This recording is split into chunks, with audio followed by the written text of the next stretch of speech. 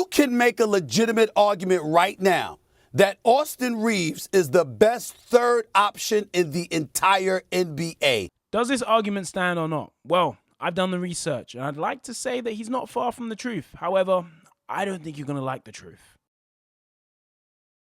In order to assess whether or not Austin Reaves is a good third option, we need to look at three main things. We've got to look at his impact on the court, his synergy with stars 1 and 2, and also his ability to actually step up in the big moments or when 1 or 2 are out.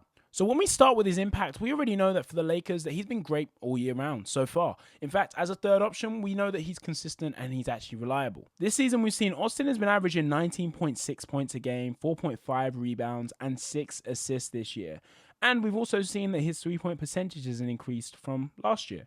Scoring-wise, we know that this puts him top 40 in the league. And let's not forget how impactful he is getting to the line for the Lakers. You see, the Lakers have a struggle because if it wasn't Anthony Davis or if it isn't Luka Doncic, they actually struggle getting free throws at the line because LeBron James doesn't get the calls at all.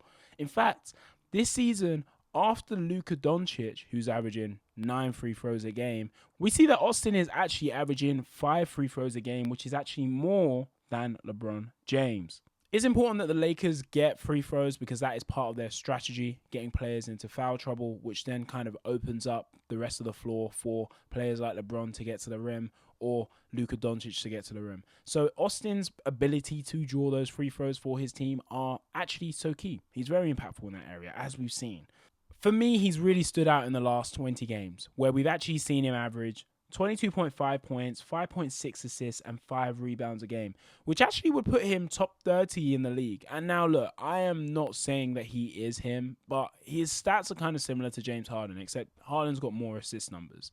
Apart from that, we know that Austin's impact on the court actually has the Lakers at a plus 4.5, and when he's off the court, he's a negative 1.9, which actually means that his net rating on the court is, a 6.4? So overall, he is actually a plus for the Lakers. And as a third option, it's important that you're not weakening the team. If anything, you're strengthening the team. I put that down to the fact that he is actually a secondary playmaker and scorer when they need him to be. His numbers and stats across the board are overly positive for the Lakers. So you know that clearly for the Lakers, he's a plus. If anything, we know that. But what about his synergy with stars 1 and 2? Well, I'd be lying if I said that I didn't think he works perfect with LeBron and Luka. But in order to understand why he fits in so well, let's just look at his evolution from when he got drafted in the league. He started off and they wanted him to just be a rookie spot-up shooter.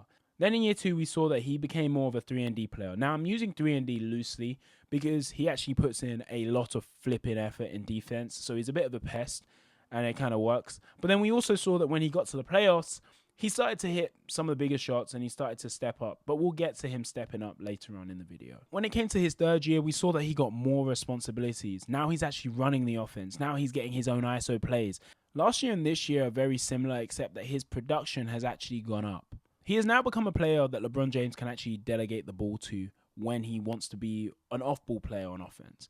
And that's key because when you look at LeBron's age, he actually needs opportunities to now rest on offense. And I really think the confidence that LeBron has in Austin is from the Memphis 2023 series, where we saw him screaming, "I'm him," after hitting big shots to send more or less Memphis home. The reason I think his evolution is key is because at every step, we saw that he was playing a different role.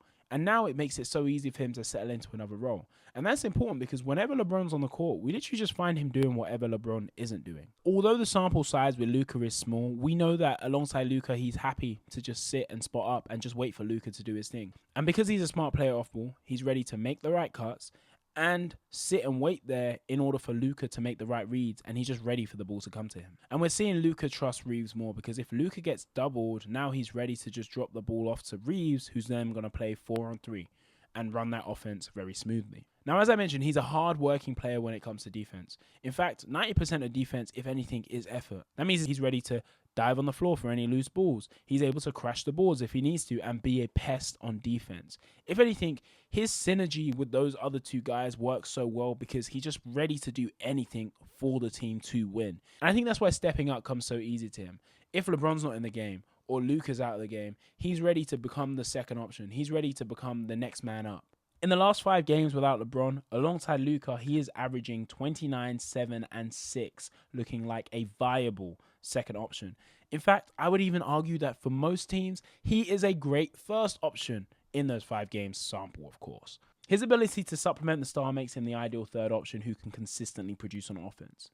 In fact, we saw that, yes, even though it was a loss, against the Denver Nuggets, he put the team on his back. He scored 37 points, had 8 rebounds, and 13 assists. You can't fault a player like that his number 1 and his number 2 star was out, so he was like, damn, I guess I've got to be the first option, and he made it work somehow. And when it comes to stepping up in the playoffs, he's ready to become that next guy. He's ready to take the big shots, and he's a reliable player.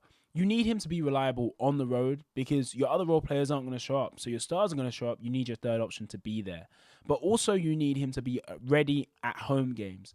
Because at home games, so much attention is on the first and the second option. You need the third option to capitalize on the gap, that area where he can be effective to help them win games. His hillbilly type play allows him to score with a certain cadence and rhythm that most defenders can't pick up. He's so shifty. Most nights when he supplements one of the stars, he has to become the scorer. And the Lakers need him specifically for his ability to get to the rim because it allows him to collapse defenses and create for others on the court. With that being said, you know that he's impactful, you know he's got great synergy with the other stars, and he's great at stepping up when you need him to. But what about the other players that are considered third options? Well, Lou Will wanted to mention that Norman Powell was out of the guy, but newsflash, Norman Powell isn't even a third option. His stats this season have been 23, 3, and 2. Now those would be great third option stats, but he's actually the number 1 scorer on their team. Yes, James Harden is the number 1 option, I guess, running the offense, but Norman Powell is the number 1 scorer. Kawhi Leonard's been out for most of it. So if anything, he's been a second and first option. Also, let's not forget, he's only played 2 games with Kawhi Leonard, and in those 2 games, he scored a total of 18 points. For me, we need a bigger sample size for us to really consider him in the conversation. Yes, he's stepped up whilst Kawhi has been out, and yes, he's impacted the winning whilst Kawhi has been out. But whilst Kawhi has been on the court, he doesn't look like himself. But the next player, if I'm being honest, people sleep on because he's on the best team in the league, if not the second best team, the Cleveland Cavaliers. And I'm talking about Evan Mobley. Evan Mobley is a viable third option because he plays on 2 sides of the floor. He's a complete enigma because he's actually averaging 18 points and 9 rebounds, but he's also giving you 1.5 blocks a game and nearly a steal a game. When it comes to synergy, the Cavs literally have it inbuilt in their system that everyone's going to eat. So for him, it's very simple. He's going to get the ball no matter what, and if it's not from a specific play, he's going to clean the glass to get a putback anyway. I personally don't think that there's a negative side to his ability as a third option. I just think people overlook him as a third option because he's playing in a smaller market team. Someone else that people are sleeping on is obviously Kristaps Porzingis, but I think that is for obvious reason because when it comes to availability, this man is just never there. He's too injury prone. But we know for the Boston Celtics, he was that player that was going to tip them over the edge. He was the player that was actually going to get them a championship. When he's playing, they are the championship favorites. When he's not playing, they become championship contenders. So really, when you're actually talking about performance, Kristaps is that guy. However, he's expensive and his availability isn't there. But we know his impact is there. We know his synergy is there. But when it comes to stepping up, this guy tends to take a step down. I've only chosen those 3 players to contend against Austin Reaves. And when you look at it, I'd actually have to put Norman Powell at the bottom because we haven't got a good enough sample size as him as the third option this season to consider him the best in the league. And when we look at Kristaps Porzingis, I put him at third because simply he's just not available for his team. Austin would slot into the second spot because he's a great player, he's reliable on offense, and he has the effort and energy to win games.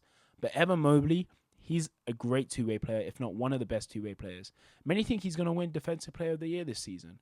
And he's producing statistically, offensively, like a third option very reliably. So Stephen A isn't wrong. There is an argument that you can make that Austin Reaves is the best third option in the league right now. However, it's not Norman Powell or Kristaps. I think it's Evan Mobley. Are there any third options that I missed? Anyone that I should consider? Anyone that you think is better than Austin Reaves or Evan Mobley? If so, leave it down in the comments down below. If you enjoyed this video, please subscribe. And until next time.